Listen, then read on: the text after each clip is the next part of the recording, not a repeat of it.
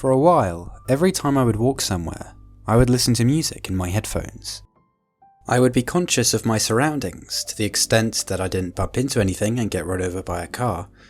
The outside world was unimportant to me. The only thing that was on my mind was getting to my destination. Why did I listen to music? Well, some of the reason was because I enjoyed the music. Most of the reason was to drown out my thoughts. It is normal for us to think continuously, and if you sit and meditate, you'll notice that most of the thoughts are negative. Negative thoughts create negative emotions, and in order to cut the link, I would listen to music. My brain would find it hard to fit in thinking when music was playing.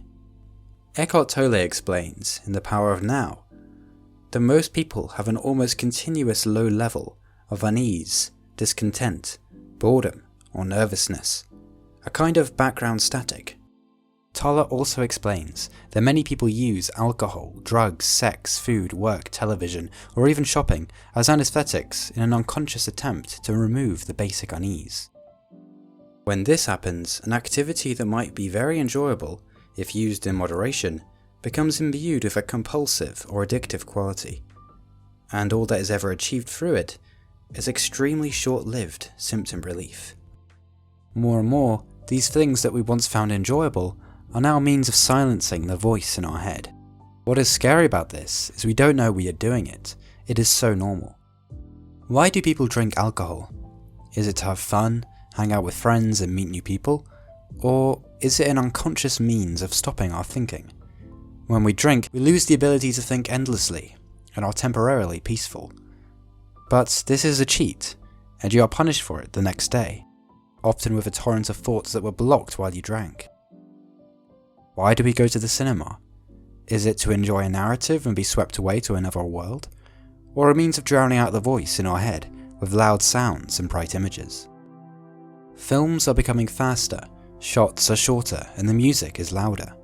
Is this not evidence of our increasing need to escape our minds? If shots are too long or too quiet, we're more susceptible to thinking. So, in order to keep our attention and fulfill our need to not be thinking, films are fast and loud. This is evidence that the voice in the heads of everyone is getting louder. Our attention should be respected. It is something we must value in order to be sane. One day, I decided to take off my headphones and do the same walk into the city I had done many times. The walk was imbued with a freshness. The beauty of nature became more apparent, as well as the peacefulness in my inner body. There was a vibrancy and newfound quality to the world that was blocked by the music in my headphones. I watched the cars go by, without labeling them as cars. I was simply a witnessing presence. Every footstep I paid attention to. I was finally honouring the present moment. Why does it feel so good to do this? Because the present moment is our only reality. It is the source of life.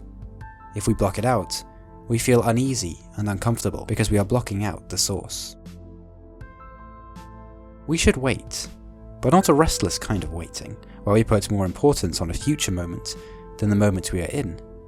The kind of waiting I am talking about is one that requires your total alertness. It is where you are ready for anything to happen. You are alert and focused. This means you are completely awake. Most of us walk around like we are sleepwalking, either completely immersed in our thoughts, which are illusionary, or blocking them out and living unconsciously. As Jesus said, with esoteric waiting, you are like a servant waiting for the return of the master. Every cell in your body is alive. You are paying attention to both your inner space and the external world. This doesn't mean we can't enjoy films and music. Actually, this present enhances our enjoyment of these things. If we listen to music with our attention on the listening, we can for the first time hear everything and enjoy it completely.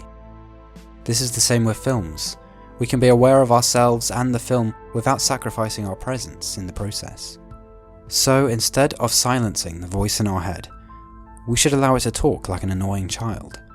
Be the watcher of the voice. Stop identifying yourself with the voice, and you can finally be free. So on your next walk, why don't you take out your earphones and listen to the birds instead?